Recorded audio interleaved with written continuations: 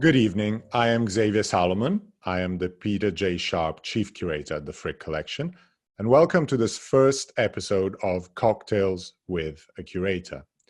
Now, every Friday evening for the next few weeks, I decided to speak from my own apartment in New York about some of the great masterpieces at the Frick Collection. We're all at home in this time of difficulty and crisis, and I would like to look at some of the great masterpieces at the Frick, thinking about some of the issues we're thinking about these days. Issues to do with life, love, travel, searching for meaning in life, and ultimately death. And many of the works of art at the Frick, such powerful and wonderful masterpieces, bring some of these ideas to the fore. And so we'll look at them thinking about some of these issues. Each Friday, this will be accompanied by a cocktail, and we will send you the recipe in advance so that you can make your own cocktail and hopefully drink that same cocktail while looking at this brief film. The cocktail I chose tonight is a Manhattan.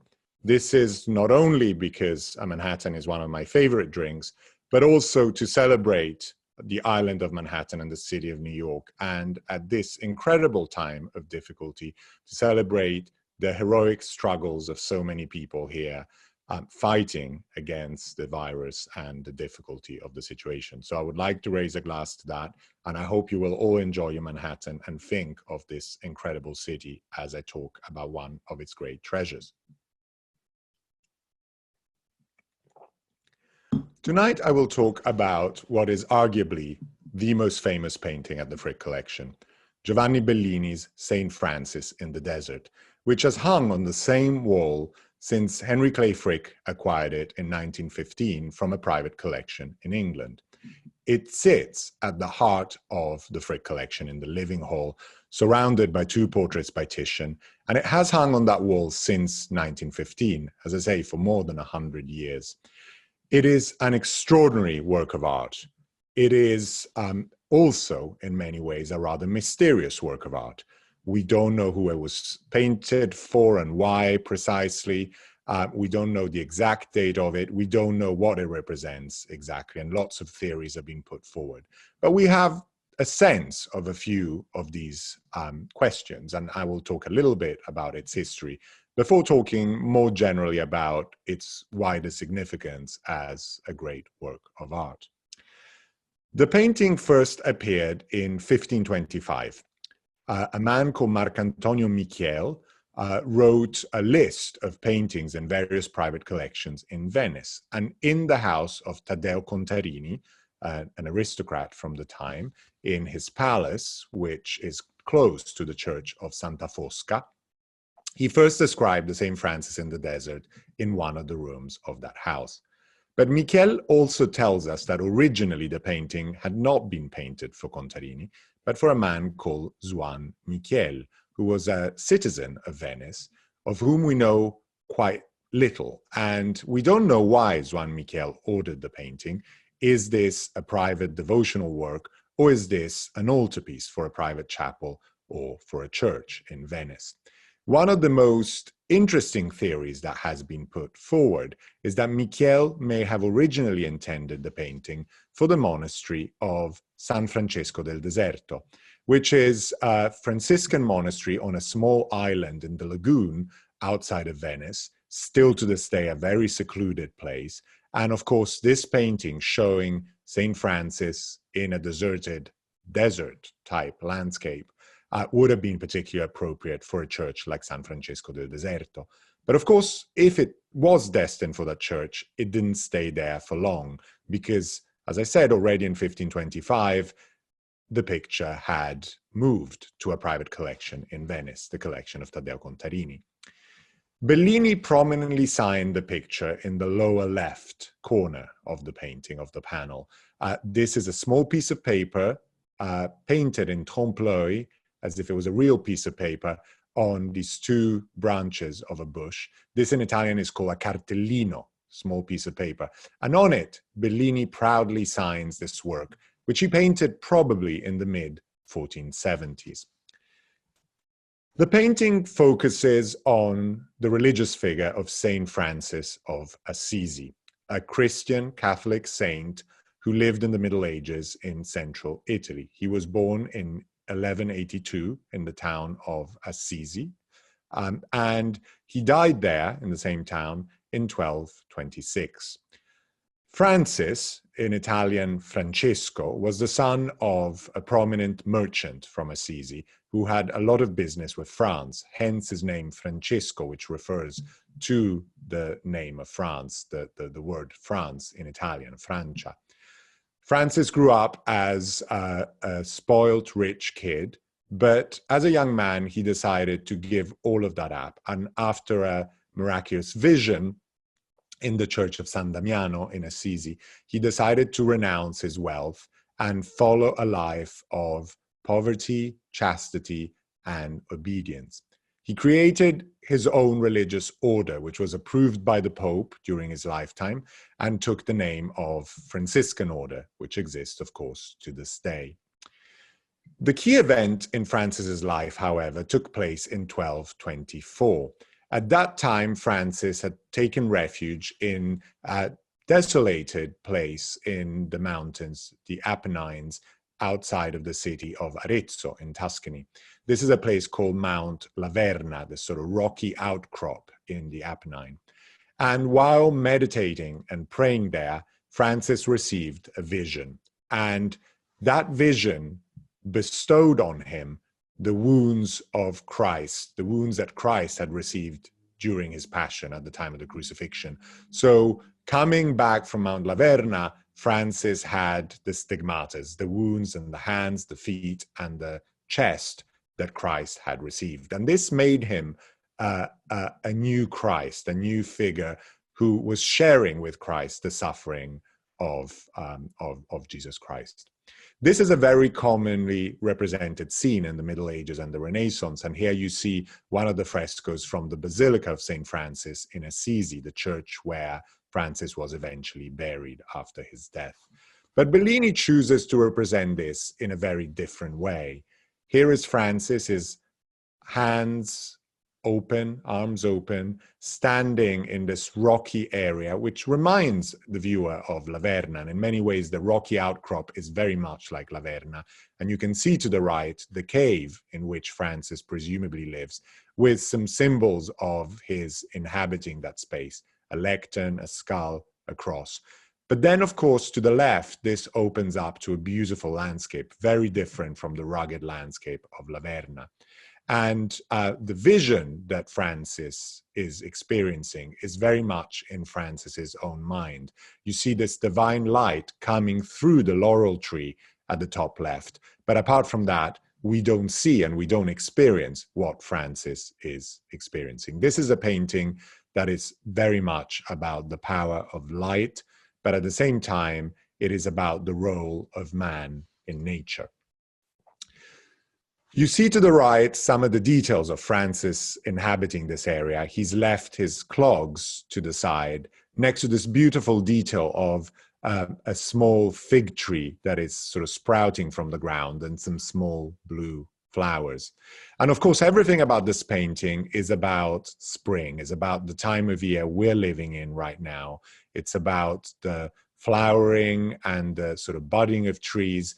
And you also see some human inhabitation. So in the background, there is a town, very much a walled medieval town of the type that would have been seen by Bellini and his contemporaries and still can be seen to this day in the Veneto. Above that is a fortress up in the mountains and with this sort of beautiful sky where you almost feel the wind and the rustling through the trees, these trees that are coming back to life after the harsh winter. There are signs of human life, very few. There is a shepherd bringing his flock along a river next to the city, far away from Francis. But the really beautiful details are the animals that you see here. The donkey standing alone in a meadow, and the gray heron who's looking into the distance from this rocky outcrop. And there are some other details. The more you look at this painting, the more you realize the beauty of some of these wonderful sketches that Bellini gives us into the natural world, these views. to the side of Francis, just under his right arm, is a rabbit coming out of a crevice in the rocks.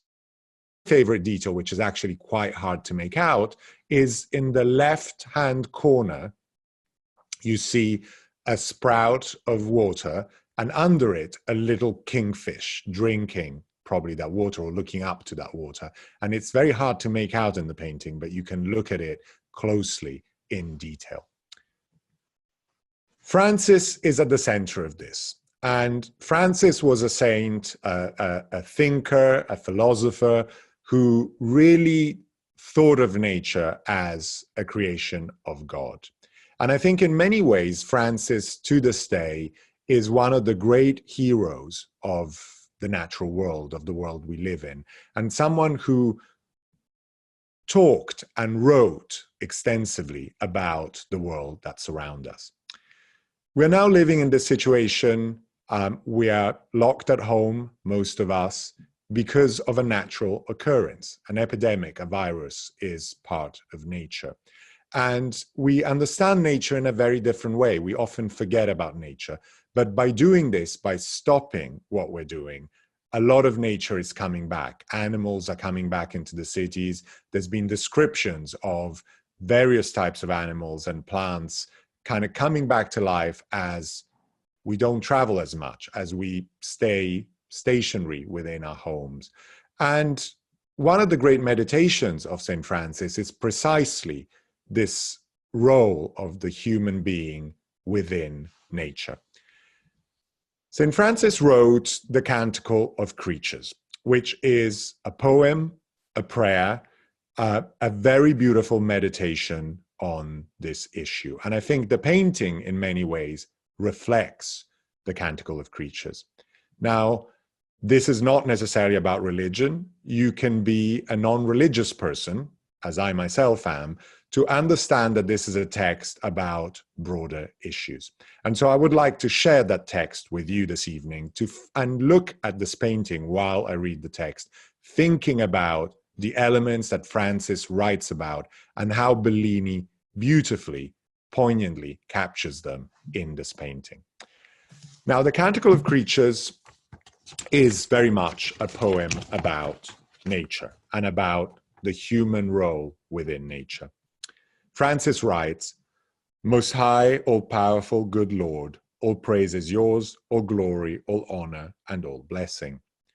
To you alone, Most High, do they belong. No mortal lips are worthy to pronounce your name. All praise be yours, my Lord, through all you have made. And first, my Lord, brother sun, who brings the day, and through whom you give us light. How beautiful he is, how radiant in all his splendor. Of you, Most High, he bears the likeness. All praise be yours, my Lord, through sister moon, and the stars in the heavens you have made them bright and precious and fair. All praise be yours, my Lord, through brothers wind and air, and fair and stormy all the weather's moods, by which you cherish all that you have made. All praise be yours, my Lord, through sister water, so useful, humble, precious, and pure. All praise be yours, my Lord, through brother fire, through whom you brighten up the night. How beautiful is he, how cheerful, full of power and strength. All praise be yours, my Lord, through our sister, Mother Earth, who sustains us and governs us, and produces various fruits with colored flowers and herbs. All praise be yours, my Lord, through those who grant pardon for love of you, through those who endure sickness and trial. Happy are those who endure it in peace. By you, Most High, they will be crowned. All praise be yours, my Lord, through sister death, from whose embrace no mortal can escape. Woe to those who die in mortal sin. Happy those she finds doing your will. The second death can do them no harm. Praise and bless my Lord, and give him thanks, and serve him with great humility." Now, in this poem, Francis is talking about his Christian beliefs, of course, but he's talking about the sun, the moon, the stars, the air, the water, the various components of the earth, the flowers, the animals. He's talking about life and death, and he's talking about our central role within this planet, within the earth.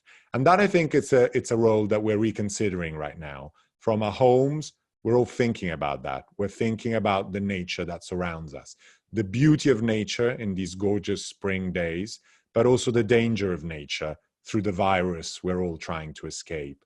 We're surrounded at the moment by the rebirth of life through spring, but also by terrible death and pain all around the globe. And I think this is a painting that does many things, but one of the things it does is make us meditate about that, makes us think about who we are, why we inhabit the planet we inhabit, and hopefully it can teach all of us about how to take better care of the world around us, the plants, the animals, the earth that gives us shelter and hosts us, even though at times that may seem harsh and difficult. So with this painting, and I think with many more in the next few weeks, I think it would be good to meditate and think about some of these issues. And with this, I wish you all good night, and I hope you're all enjoying your cocktails, and see you next week. Thank you.